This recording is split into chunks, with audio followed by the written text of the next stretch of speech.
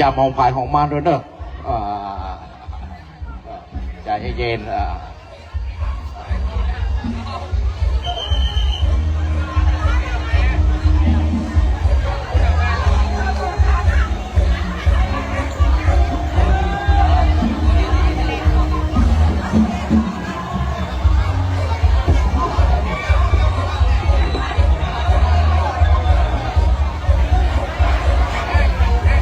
ทางหอจะแรงแล้ว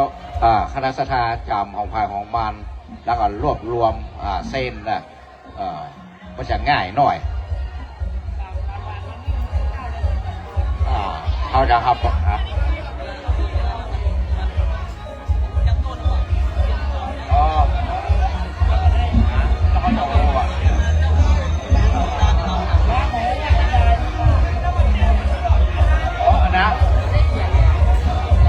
อย่าเขาปะทอดนะบอกเขาปะทอดเนาะปะทอดเดี๋ยวเอาใส่อย่างเก่าโยมแม่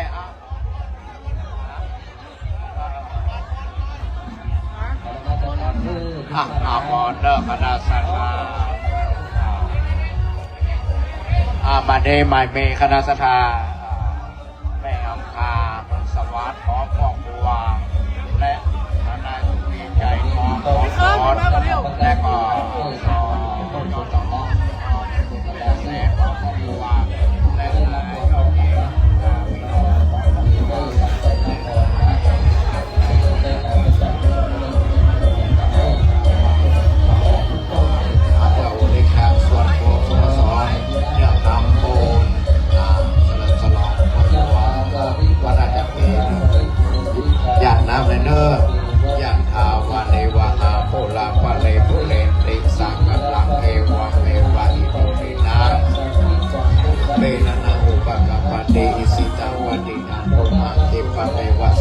สันโตสัพเพปุเรนโตสังกปา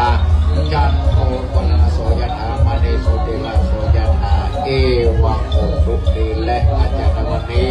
ก็หาเป็นวันนี้พิธีอวิเศษเนปายเมสนานาสุภเวนยายทองบุญและนางอาภาพลสวัสดิ์พร้อมครอบครัวและ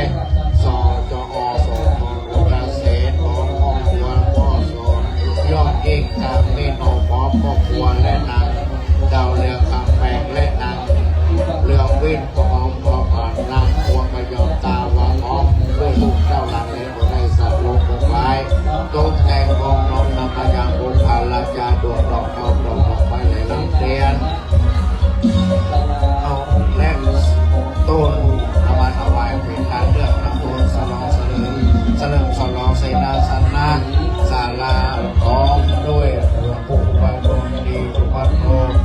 วัดราชบุรีในวันนี้แม้ความมาความปานาทุกอย่างทุกประการเพื่ออุทิศส่วนบุญส่วนกุศลเอาไว้ตั้งไว้ภายภาคหน้าและอยู่จังมีจังแต่ดีวันนี้อาตมาก็ขออัญเชิญยังเทวะโมเทวดาโตมีที่นี้ทั้งหลาย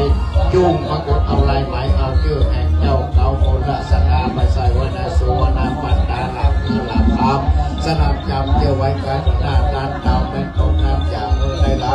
ไม่ว่าตกไปก็อย่าได้ไม่ขอนำเอาตรงตัวได้ไปตั้งอยู่กับถูกวันละพุทธศาสนาแห่งองค์สรีสัมปัญโยพระพุทธเจ้าไปยืนยาวนานจุกจังมีกุศลบุญกิลาวาสีอนินาเมมาโตปังกะลาไปล้นถึงกระมาไปกันนาโยสัพพิปังกะลาสายังนาสุขินใจของบุญหลานและนางเราเรื่องเอาแปงและได้เรื่องวินนางวงระยองตาวาของโดยลูกหลานและพ่อยอดยิงตามมีโนพร้อมครอบครัวและสิทธิรถเอเสนของบุญเสนพร้อมด้วยครอบครัวและแม่อัมพาพลสวัสดิ์พร้อมครอบครัวจำเริญไปด้วยอายุปีอายุเดือนอายุวันอายุยามไปใจแม่ไปอยู่ในมีใจไปในในของเป็นโจกลาบแม่สนาตัดสิสโลเป็นของคนใจจะสุขเย็นดีกระสุนนาลับของน้ำอายุร้อยสาวของข้าวภาษานั่นจุกจังมีจังแต่ดีใจยาสิทธิธนังนักมาสมกิปักขยาสุขังปนัสเสียอายุจาวันโนยาโมกังวจิตใจยาสวัสดิปวัตตุเดโหสัพพีติโยมิวัสโตสัพพะโลกวินาสโนมัตเตทุวัตตุทาลายโยสุขีนิกายทุกขมวะอภิวาทนาสีลิสานิจังวุฒาปัญญาโนจิตาโลธรรมปัฏฐานเตอายุวันโนสุขังภาลา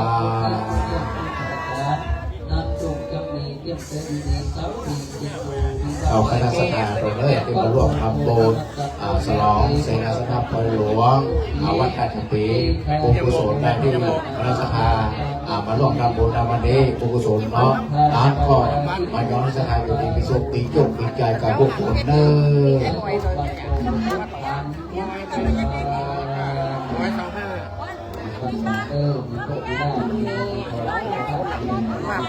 ไม่มาวันที่28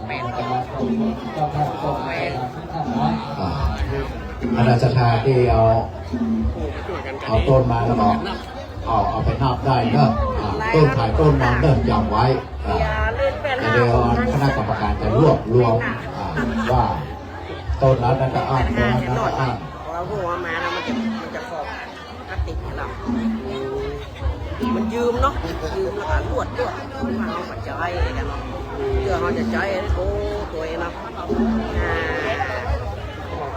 มาเอาไปใส่ก่อนละขายผมยังเจงกับขายจำไว้ต้นแรกต้นถ่ายต้นมันเอาคืนมาจากกัน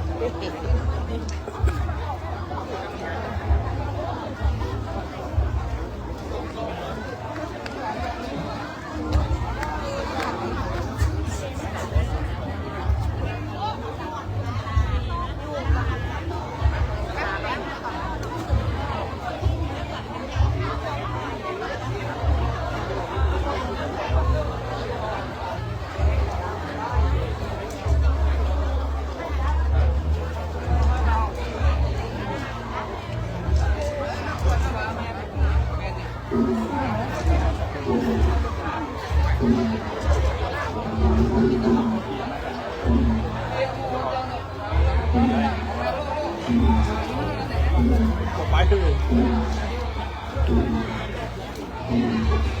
ทานแล้วเหรอหมอกให้ลำปางด้วย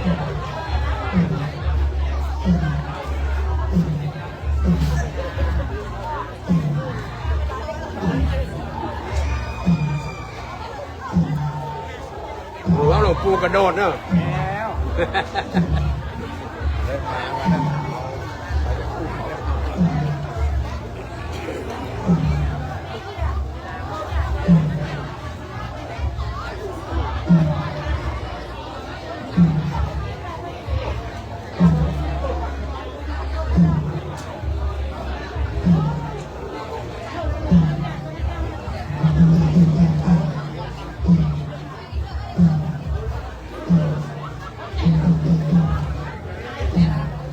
เลย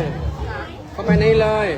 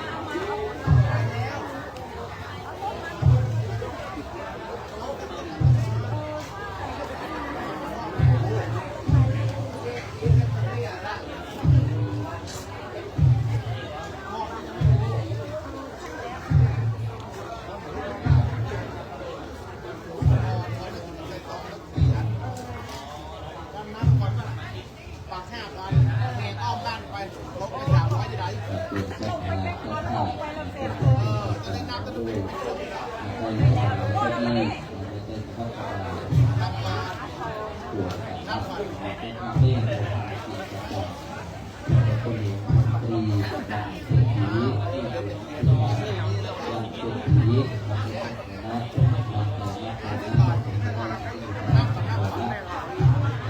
พุทโธยะถาวานิวัชาภาราภริโกเดติสาปะรังเมวะเมวะอิโสติตังเมยะนังอุปปะติเอติตังปฏิตังตุงหะอิปัมเมวะสมิจังพุทธังเปตุระตุสังกัปปะยัตโตวันนาคโสยะถามติโสติรัสโสยะถาวิระอัจจโตติโมหะนังปฏิตติสุขมังกระหังอาเสนะเพื่อที่จะมาได้ที่ทางเพื่อว่าเป็นคำเตือนสี่เนื้อออกแบบตั้งเป็นการทำงานการจะลงตัวลงทุนมารับการเป็นดีทำประกอบการที่สมบูรณ์ตัวหรือโอรัตอาตั้งเจ้าข้าทำบุญในต้นเดือนเชื่อมต่อการมีเมื่อรับประทานเมื่อโอนหาพิจารณาก็หลวงมนตรีจากเศรษฐีเมื่อหลวงโตวันจากเศรษฐีไปด้วยความโกรธทุกท่านทุกคนการพบแต่ของแบบมายาทุกข้อหาราชาบุญต่อพระปกครองจะเป็นปัจจัยเพื่อประโยชน์วัดทุกประการต้นเงินต้นประการมีน้อมนำมาถวายเป็นตาเพื่อในงานอันตลอดตัวเรือจะมีคณะสาราผู้ครองเรือนและบริวารเขียนในซองน้ำตาลนะจะดีสุดเลยสักการะปีบริวารตัวเรือดีทุกประการตลอดขนาดดีไร้ขายขาดมาทุกสมต้องดูด้วยครอบครัวก็ทั้งทำด้วยความรวมพระพุทธศาสนาที่จะได้ขึ้นเป็นสุดท้ายพระสงฆ์ก็ต้องขออนุโมทนาบุญกับทุกเกียรติที่มีพระเมตตาหน้าพระภาวนาและขอให้ทุกสิ่งที่ได้เป็นที่พระพรที่จะมีใจในพระองค์พระพุทธเจ้าอาการก็ตามที่การที่จะฟังการได้ทั้งปวงและเยี่ยมดีไม่เอามาละแต่สำหรับวันนี้เราจะทำหน้าคุณที่รู้จักพระเจ้าข้าสมุทรคุณต่างๆมีบ้างเป็นประจำผู้หลวงมนตรีจากเศรษฐีจังหวัดสระบุรีเขาเองก็ถือทุกคนเล่นรุ่นเด่นมากหน้าที่มีที่อยู่ในที่ทำงานดีๆเป็นข้อปีเขาเดินเขาผ่านเขาเดินเขาแล้วที่เป็นคนทำที่ดีที่ดีเอามาเป็นนักคดีก็เป็นดีที่เขาจัดเป็นเรื่องที่ให้แก่ผู้ที่ได้เป็นดีอาชีพเกี่ยวกับผู้ประกอบผู้การเกี่ยวกับผู้เกี่ยวกับผู้การกำลังตั้งในตัวตัวแล้วก็เป็นผู้ถูกต้องถูกต้องอย่างว่าพระสายการเงินเป็นคนที่ทำดีเจ้า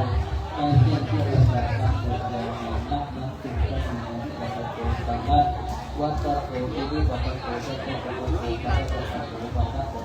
ทุกอา